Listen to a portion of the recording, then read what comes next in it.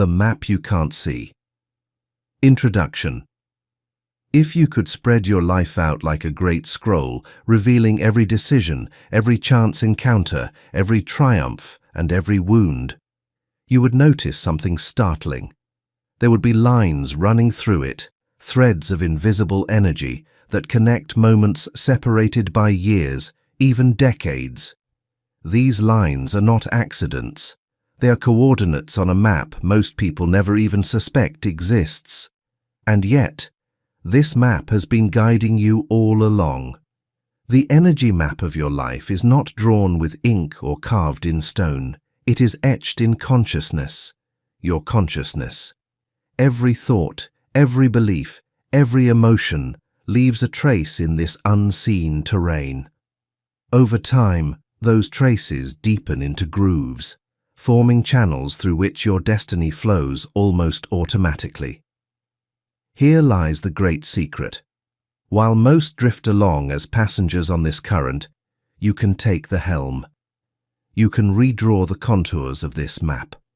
You can redirect the rivers of energy that carry you toward your future.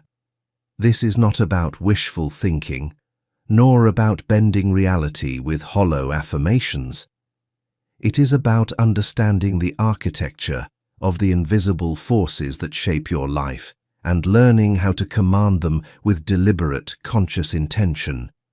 This journey is grounded in the timeless principles of Charles F. Harnell's The Master Key System, a century-old masterwork that revealed a profound truth. Thought, when consciously and purposefully directed, is the greatest creative force in the universe. Here, these principles are translated into a living, breathing practice, one that aligns your inner state with the reality you most desire. By the time you reach the final chapter, you will not only see your own energy map with clarity, you will be able to read its symbols, erase the lines that no longer serve you, and chart a course toward a destiny chosen by design rather than drift. Every journey begins with orientation. You cannot redirect your destiny if you do not first see where you truly stand. Yet here is the challenge. Most people believe their location is determined by their circumstances, their job, their bank account, their relationships. In truth, your position on the energy map is fixed by your habitual state of mind. In this work, you will discover the foundational law. Your inner world is the cause, and your outer world is the effect. The first step is not to alter the scenery, but to observe, quietly, without judgment, the thoughts you entertain most often. Are they laced with anxiety? Are they infused with hope? Do they carry the bitter weight of resentment or the light of gratitude?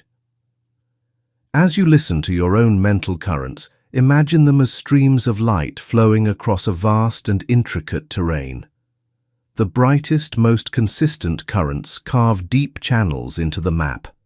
These channels, your dominant thought patterns, are the highways along which your future events travel. To see them clearly for the first time can be disorienting, but it is also profoundly liberating, for awareness marks the moment when the unconscious becomes subject to conscious command. So we begin with a simple yet powerful exercise. Pause the restless commentary of your mind and feel the emotional temperature of your life right now. If the atmosphere is cool with doubt, you know the direction your map has been set toward. If it is warm with possibility, you know another. The map is already speaking to you. The question is, will you learn its language and master its design? Chapter 1. The Law Beneath All Other Laws. Every journey begins with orientation. You cannot redirect your destiny if you do not first see where you truly stand. Most people believe their location is determined by their circumstances, their job, their bank account, their relationships. In reality, your position on the energy map is fixed by your habitual state of mind. Somewhere beneath the noise, beneath the routines, beneath even your most private thoughts, there is a design, an invisible architecture shaping the paths you take, the people you meet, the chances you miss, and the doors that open without warning. Most never notice it. They walk across its delicate lines as if crossing a cobblestone street, never realizing the pattern is guiding their every step. This map cannot be drawn on paper. It will not fit in your phone. You won't find it in atlases or satellite images because it is not made of ink or pixels. It is made of the unseen forces that govern reality. Your state of mind, your hidden beliefs, the silent agreements between you and the world that you never remember making. If you could see it, really see it, you would understand why certain opportunities appear at impossible moments, why you are drawn to some people instantly and repelled by others without reason, why certain struggles repeat themselves in different disguises until you finally break the cycle. You've been walking this map all your life, but it has never belonged to you. Not fully, not consciously, until now. Over the next chapters, you and I are going to trace its hidden lines. We'll explore how thoughts become the terrain you walk on, how emotions bend the roads ahead, how decisions create shortcuts or dead ends long before you take them. We'll uncover the unseen hands, your own mind among them, that have been arranging your path like an intricate puzzle. This is not a theory, it's not a metaphor, and it's not magic, though it may feel like it. This is the cartography of consciousness, and once you learn to read it, you will never again mistake coincidence for chance. So I invite you, not as a student, not as an audience, but as a fellow traveler. Listen closely because the map is always whispering, and today, for the first time, it will speak to you in full. Tell me, are you ready to see what has always been there? Chapter 2. The Cartography of the Unseen. If the first step in awakening is to admit the map exists, the second is to understand what it is made of. And here is where most seekers falter, because they expect a thing, a tangible object, a scroll hidden in a vault, or an ancient chart preserved by secret societies. But the real map does not exist outside of you. You carry it in the same way the seed carries the full pattern of the tree. The seed has no ink, no parchment, no compass. It has a living code, an invisible set of instructions woven into its essence.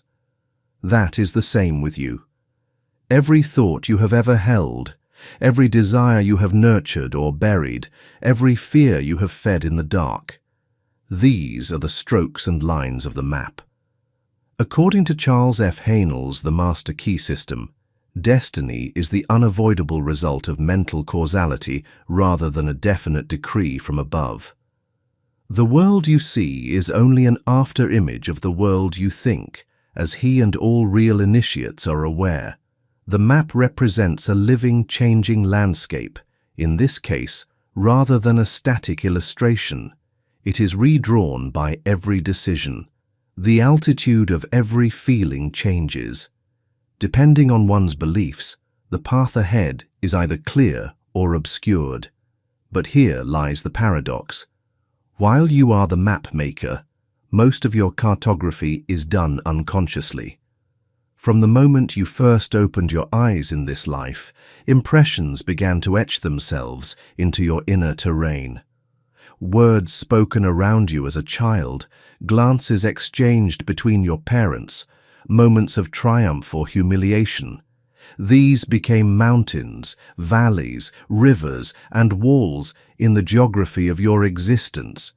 And unless you awaken, you will walk those paths without ever questioning who drew them. Imagine for a moment that you are in a great city. The streets are winding, the alleys narrow, the squares bustling with noise. You have been told this is all there is. You live here, you work here, you love and suffer here. Then one day, someone hands you a key, not to a door, but to a tower. You climb. From above, the city reveals itself in a way you never imagined. There are hidden passageways, bridges that connect distant quarters, and gates you never knew existed. More shocking still, you see the walls. The boundaries you thought were the end of the world are merely the limits of your own vision. This is what it feels like to begin reading the energy map of your life. It is both liberating and unsettling. Liberating because you understand for the first time that you can step beyond the known streets. Unsettling because you realize how long you have walked in circles, believing you were moving forward. Energy, Hanel taught, is the raw material of the universe. It is neutral, neither moral nor immoral, neither benevolent nor hostile. It is shaped entirely by the mold of your mind. Conscious intention is the master architect. Without it, energy flows along the grooves of habit, repeating patterns like a river wearing down its bed. With it, you can redirect the current, carve new channels, and lead the waters of life to nourish new lands within you. The ancients knew this long before the language of electricity and magnetism was coined. They spoke of prana, chi, ruach, the living breath of existence that animates all things. They understood that thought was the conductor, the means by which this invisible current could be guided. To them, the human being was not a passive passenger on the river of time, but the helmsman, though most were asleep at the rudder. And here is the question you must ask yourself now. Have you been steering or merely drifting? This audiobook is not here to fill your mind with more information. It is here to hand you the instruments of navigation, to show you how to step into the cartographer's seat and redraw the very terrain beneath your feet. But understand this. The process will require a confrontation with the forces that have been drawing the map without your consent. These are not demons in the traditional sense, but patterns, deep grooves worn into your consciousness by repetition and unquestioned belief. They are subtle, patient, and persistent. They will resist your efforts to redirect the flow, for they have grown comfortable in the paths they have worn. The energy map of your life is alive. It will respond the moment you begin to move with conscious intention, but it will also test you. The streets will twist. Old routes will try to lure you back. The fog will close in just when you are about to find a new horizon. And in these moments, you must remember, the map is not against you. It is waiting to see if you will take command. In the chapters ahead, we will descend into the very foundations of this map, layer by layer, until the streets, bridges, and gates are no longer a mystery. You will learn to sense the currents beneath your daily life, to anticipate turns before they appear, to align your mind so that the terrain itself begins to rearrange in your favor. For now, know this. Nothing in your life is random. Nothing is disconnected. Every moment is linked to the great pattern, and every change you make within yourself ripples across the map like a shift in the stars. And when you master this truth, the phrase "redirect your destiny" will no longer sound like a metaphor. It will become the most natural act in the world. So take a breath, feel the ground beneath you, and know it is not fixed. The map is already changing, even as you listen. Chapter 3. The City Beneath the City. They say that every great city is built on the bones of an older one. Beneath the shining avenues and towers of the present lie forgotten streets, buried walls, and faded gates, remnants of a world that once pulsed with life. You would never know they were there unless you dug deep enough or stumbled upon a hidden stairway that led you below the surface. Your life is no different. The map you walk today, the choices you make, the circumstances that seem inevitable, all of it is built on a foundation older than your memory. There are streets of thought you have walked so often that they have become polished with habit. There are corridors of belief you inherited without ever questioning their builders. And beneath them all, there are still deeper layers, primordial lines etched long before you learned your first word. It is here, in these shadow depths, that the true currents of your destiny flow. Imagine, for a moment, that you find yourself in such a buried city. You wander through dim stone passages, your footsteps echoing off walls carved with symbols you cannot yet read.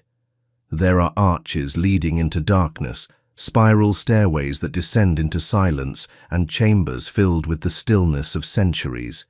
You can feel in your bones that this place holds something vital, a truth you were meant to find. But as you move through it, you notice something strange. The streets seem to shift when you're not looking. A passage you just walked is gone. A doorway that was closed is now open. The city is not dead, it is alive, adjusting itself in response to you. This is how the energy map of your life works. It does not exist as a fixed landscape, but as a living mirror of your inner state. Change your thoughts and the streets reconfigure. Change your emotional vibration and entire districts vanish or appear. It is as if the city responds to your command, but only once you realize you have been giving commands all along. The difficulty is that most people issue their orders without awareness. They do it through unchecked fears, unquestioned doubts, and the quiet surrender to how things are. The city simply obeys, constructing paths that lead them back to the same struggles, the same disappointments, the same blind alleys. But when you begin to speak to the map consciously, when your intention is deliberate and your inner state is aligned, the city reveals paths no one told you existed. An alley opens onto a wide plaza bathed in golden light. A hidden bridge carries you over what once seemed an uncrossable chasm. The old walls crumble, and in their place stands a gateway that was there all along, waiting for the moment you could see it. There is no magic in this, though it feels like magic. There is only alignment, the precise correspondence between the pattern within and the pattern without. And once you understand this correspondence, the act of redirecting your destiny is no more unnatural than a captain adjusting the sails to catch a new wind. But here is the test. The city will not change in response to half-hearted commands. It will not open its hidden gates to a mind divided against itself. You cannot speak of abundance while carrying the blueprint of lack in your heart. You cannot declare freedom while clinging to the chains of old grievances. The city listens to the truest vibration of your being, not the empty proclamations of your lips. This is why so many begin the journey only to turn back, convinced the map is unresponsive. They change their words, but not their state. They alter their surroundings, but not their inner architecture. And so the streets remain the same, faithfully reflecting the truth they have not yet dared to rewrite. The one who succeeds does something different.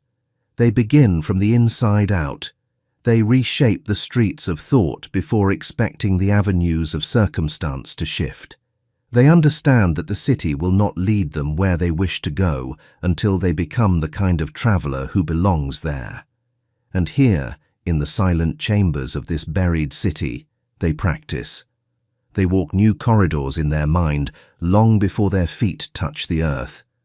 They imagine gateways so vividly that the city, unable to resist such precision, manifests them in stone and iron. They inhabit their chosen future so completely that the present has no choice but to yield. The deeper you go into this city beneath the city, the more you will see that its layout is not random. It has always been an exact imprint of your consciousness. The streets you call fate were drawn by your own hand, though you may have done it in dreams.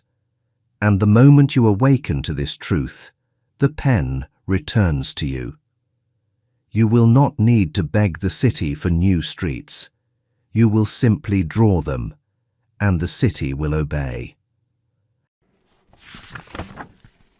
Chapter 4. The first redrawing. There is a threshold you must cross before the city beneath the city will obey you. You cannot rush it. You cannot skip the silent walk through its shadowed halls. The old lines must still themselves before new ones can be drawn. This is the law of the map. Sit not in body alone, but in spirit. Whether in your home, a park, or beneath an endless night sky, make the space still enough that you can hear the hidden movement beneath the world's noise. Do not seek to silence your thoughts. Let them pass like strangers in a marketplace. What you seek is not their absence, but the rhythm beneath them, the quiet pulse that has always been there. Now, imagine before you a vast table made of black stone. Upon it lies a parchment, not of paper, but of something alive. It breathes faintly as though it knows you. The lines on it shimmer, sometimes fading, sometimes brightening, rearranging themselves without your command. This is your current map, the true shape of your life as it stands now.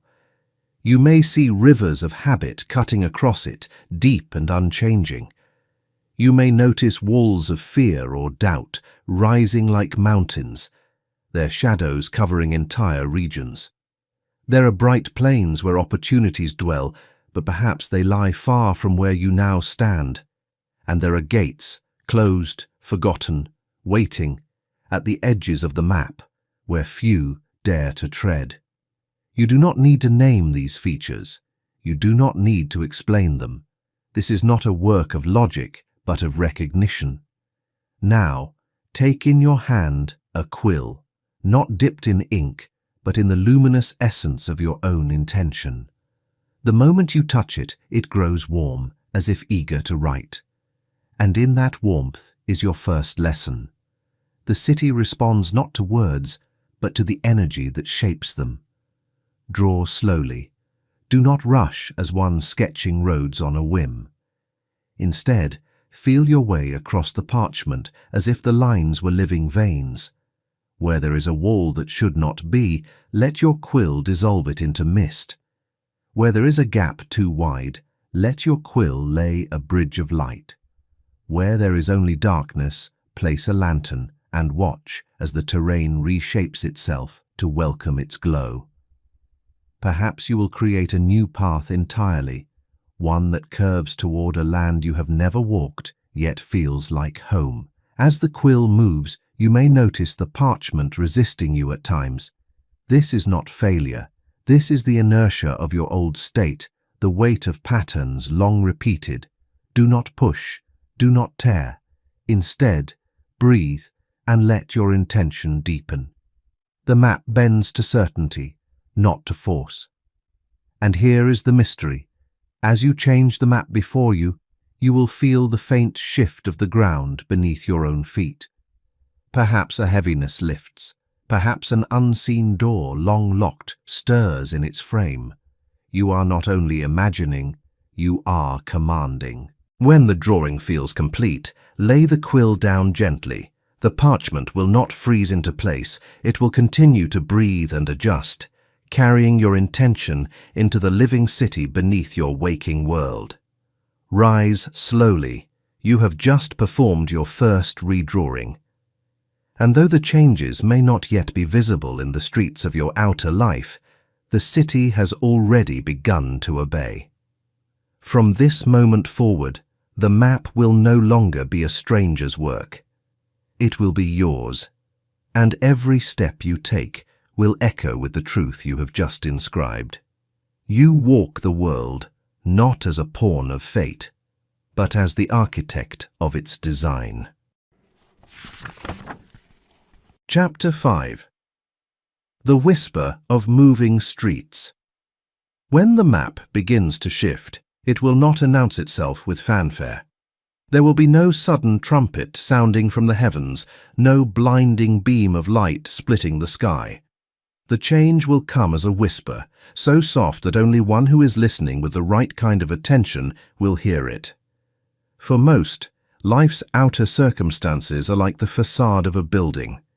They look only at the painted walls, the glass windows, the doors swinging open and shut. They see only the surface, and so they miss the moment when the foundation beneath it all trembles ever so slightly. But you now have been inside the hidden city. You have touched the breathing parchment. You have moved its lines, and so your awareness is tuned differently. You will feel the tremor. It may come as a fleeting thought, one you would have dismissed before, a sudden idea that feels strangely inevitable. It may come as a conversation overheard, a phrase that pierces you as if it were meant for you alone. Or it may arrive in the shape of coincidence, so small that another would laugh at you for thinking it meant anything. But you will know. It will be like hearing your name called in a crowd when no one is looking at you, like walking down a familiar street and noticing a door that you are certain was never there before, like a wind at your back where before there was only still air. These are the first signs that the city is rearranging its streets in response to your drawing. The gates you inscribed are finding their hinges. The bridges you envisioned are stretching towards the other shore. The walls you dissolved are becoming open ground. At this stage, the most dangerous mistake is to dismiss these small signs because they are not yet the full picture you imagined. Many have redrawn their maps and then, impatient, doubting, declared the work useless when they did not see the entire city transformed in a single night. They forget that the city is alive, and like all living things, it reshapes itself in rhythm, not in chaos. Consider a river redirected by a new channel. The water does not abandon its old path in an instant. It trickles first, testing the new course. Then it flows more steadily. Then, finally, it claims the channel entirely, and the old bed runs dry. The city of your life is no different. That is why, when you notice the first hints of movement, you must respond, not with disbelief, but with acknowledgement. Whisper back to the streets, "I see you." Speak to the shifting air, "I welcome you." Every act of recognition deepens the reality of the change. The city listens to your awareness as much as it listens to your intention. There is another subtlety here. Sometimes the first signs will not look like progress at all. They may come as endings, a friendship quietly drifting apart, an opportunity closing, a familiar path blocked by circumstance. You might feel the old city resisting, throwing dust in your eyes to keep you on its well-worn streets. But the deeper truth is this: these endings are the dismantling of walls you did not realize you had drawn. The city must break down what no longer serves the new design before it can build what belongs to it. To someone blind to the map, this feels like a loss. To the one who has held the quill, it is the unmistakable sound of stones being removed from an old gate so that it may open. There will be a temptation to interfere, to rush to rebuild the wall just as the city is tearing it down. Resist it. Trust the design you have already inscribed. Do not confuse the noise of change with the failure of it. As you watch, you may begin to notice that the signs are multiplying. A person you have not spoken to in years writes to you without reason. An idea you dismissed long ago returns, stronger and more insistent. A delay in your plans leads you to a chance encounter that feels charged with hidden purpose. These are the city's couriers, carrying messages from the map you redrew. The question is no longer whether the city is moving. The question becomes, will you walk its new streets when they are ready, or will you cling to the old ones because they are familiar? This is the quiet paradox of the awakened cartographer. To change the map is one act of courage. To step into the streets you have redrawn is another. Many fail here. They see the new gate open but do not pass through it, because doing so means leaving behind the streets they once called home. But if you cross the threshold, if you dare to set foot where your own intention has led you, you will discover something extraordinary. The map not only changes the city, it changes you. The moment you walk a new street, you are no longer the same traveler who drew it. And then, a new mystery begins. Chapter 6. When the map walks toward you. At first it feels like the city is moving slowly, turning its colossal gears one at a time. You catch the small tremors, the quiet rearrangements, the doors appearing where there were only walls. But then, without warning, the pace quickens. The streets bend faster, the bridges rise sooner, the gates swing open before you even reach them. And here you realize something astonishing. The city is no longer just responding to you. It is anticipating you. It moves toward you like a tide rushing to greet the shore. A meeting you never arranged happens exactly when you needed it.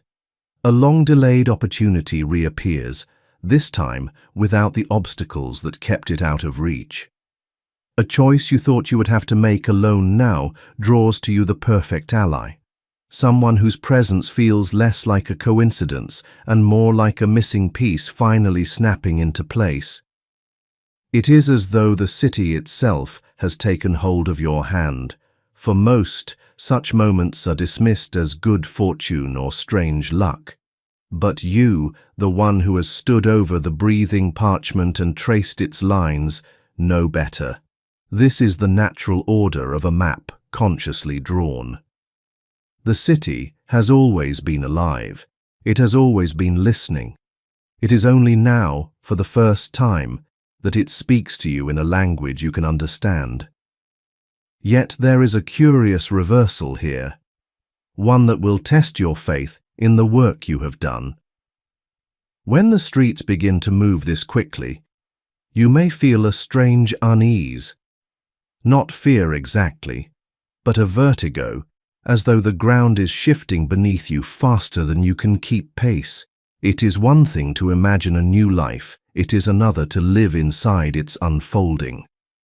This is where many falter. They plant the seeds and rejoice at the first sprout, but when the garden bursts into bloom overnight, they question whether they are ready to tend it. The suddenness of abundance can be as disorienting as the weight of scarcity. Do not step back now. This is the moment to walk forward with the same steady breath you held when the streets were still. Trust that the map is not only guiding your steps, it has shaped you into the traveler who can walk them. The city has been remade in your image, but in the same act, you have been remade for it. The signs will come not just in events, but in you.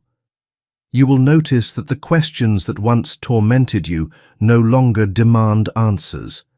You will feel your decisions arising with less hesitation, as though the map itself is speaking through your choices. The air will seem lighter in certain places, heavier in others, pulling you subtly toward the paths that belong to you and away from those that do not. Perhaps most startling of all, you will begin to sense the presence of others who walk their own unseen maps. You will know them without needing to ask. Their eyes will carry the same quiet recognition as yours, the same understanding that life is not random, that every meeting is part of a larger design. Some of these travelers will join you for a time, some will vanish at the next crossroads, but each will leave a mark on your map, and you on theirs. And so you come to the final, unspoken truth of this work. The map you draw is never truly yours alone. Every line you place intersects with another's. Every gate you open creates a passage for someone else. Every bridge you build is crossed by unseen feet. The city is alive because it is shared. It is remade not just by your intention, but by the woven intentions of countless others, past, present, and yet to come. To draw your map consciously is to become part of a greater architecture, one that stretches beyond the edges of your own life. And in that realization, the question changes again. It is no longer, how can I shape my path? It becomes, what paths will I open for others? When you reach this point, you will understand something that no teacher, no text, no ancient scroll could have told you in advance. The true destination was never a place, never a possession, never even a moment in time. The destination is this: standing in the middle of a living city, knowing you are both its traveler and its cartographer, its guest and its architect. And when that knowing settles into you, the map will stop being something you hold. It will become something you are. Chapter 7. The Eternal Redrawing. There is a temptation, once the streets have bent to your will and the gates have opened at your arrival, to believe the work is done. You may think the city has settled into its final form, that your map now stands complete, etched forever in luminous certainty. This is the greatest illusion of all. The living city cannot be caged, even by your highest vision. To try to hold it still is to turn it from a breathing being into a dead monument. And just as the body must breathe, the map must move. If it stops shifting, you have stopped listening. The day will come when the roads you drew with such care no longer lead to where your soul now stands. The bright plains you sought may grow barren, not because they have withered, but because you have outgrown their light.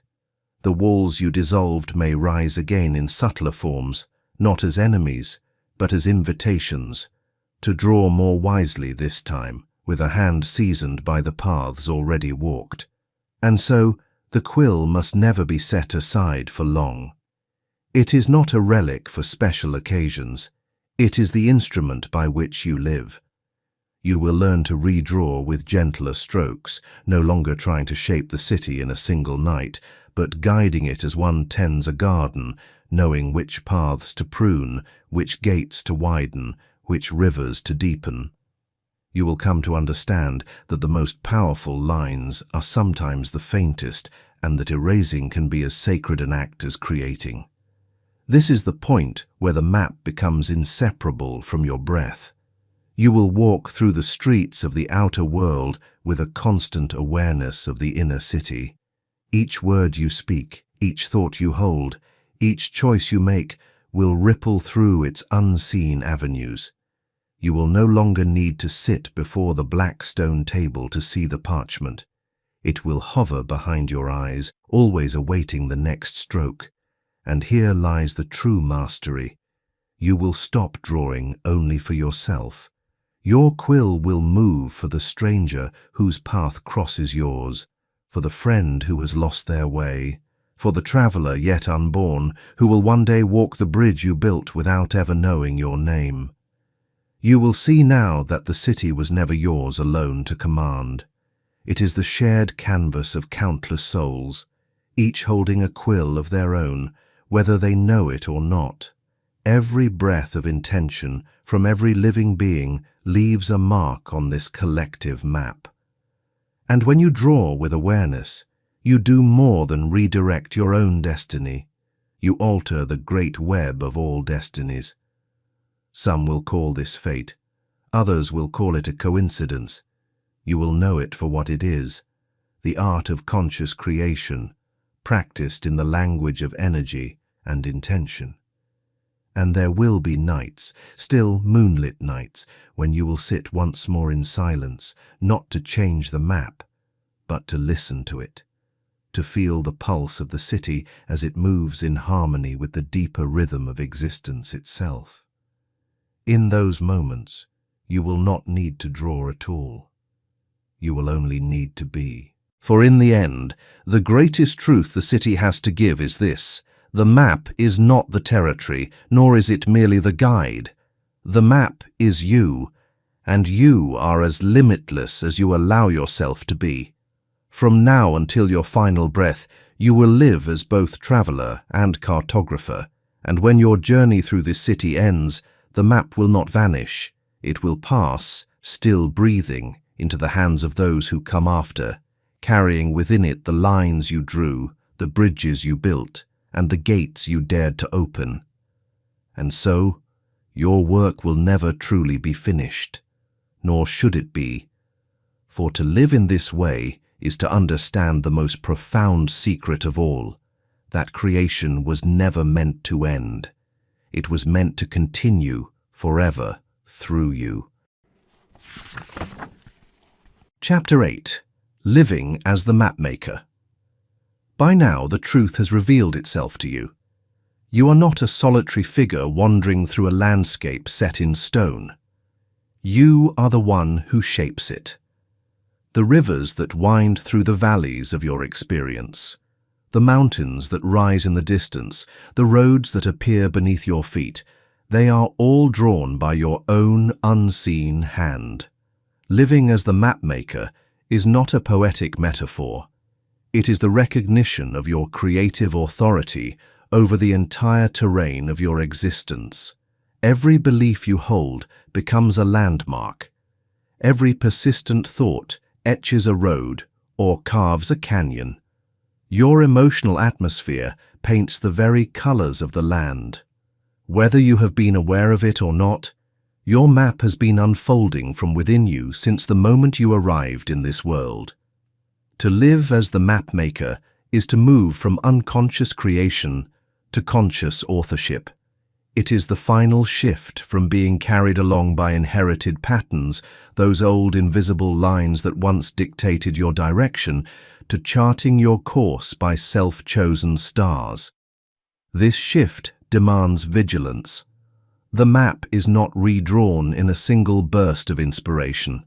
It is refined, corrected, and expanded over time as your vision of life evolves. Every morning offers you the opportunity to alter a line, to open a new road, to erase a route that no longer serves your journey. And yet, there is a paradox here. The more you live in authorship, the more you realize that the map and the traveler are not separate. They are reflections of one another. Change the traveler, and the map changes. Redesign the map, and the traveler must grow to meet it. You become a living system of continual renewal, each choice you make today shaping the terrain you will walk tomorrow. To fully embody this role, you must resist the temptation to surrender the pen. The world will try to convince you that the lines are already drawn, that your road is determined by history, by luck, by forces beyond your command. But the deeper truth is that these forces yield to the clarity of focused intention. They bend to the one who knows where they wish to go and walks there without hesitation. Living as the Mapmaker is a discipline. It asks you to check your bearings daily, to measure your progress not by the noise of the outer world, but by the resonance of your inner one. It asks you to honor the vision you hold, even when the terrain ahead is obscured by mist, trusting that the road will emerge beneath your feet as you step forward. And perhaps the most humbling truth of all is this: the map is never truly finished. Just as you are capable of infinite growth, your map is capable of infinite expansion. As long as you live, new territories will call to you, new constellations will appear overhead, and new lines will form beneath your hand. You are not bound by yesterday's design. You are free to choose again, to draw again, to begin again. When you finally accept this, not as a theory, but as the living structure of your reality, you will understand why the greatest journeys are not those that follow the maps of others, but those that unfold from the soul of the Mapmaker. Epilogue: The Last Gate. The journey ends, And yet it does not. You stand before a gate unlike any other you have seen in the city of your life. It is not built of stone or guarded by shadow. It has no hinges, no lock, no visible form at all. And still, you feel it. A vast presence, like the breath before a word is spoken. Here is where all the lines you have drawn converge, where every bridge, every road, every erased wall has been guiding you. This is the point beyond which the map cannot follow, not because the city ends, but because here the cartographer becomes the city. The gate waits, patient and silent. It does not ask for proof of your worth, nor for the stories of the paths you've walked. It asks only for one thing, that you step forward, knowing you will never again be the person who arrived here. You reach for the quill that has been your companion, your weapon, your key. It feels different now, weightless, almost transparent. You understand that you will not need it on the other side, for there, creation will no longer be something you do. It will be what you are. And so, you do not draw this gate open. You breathe it open.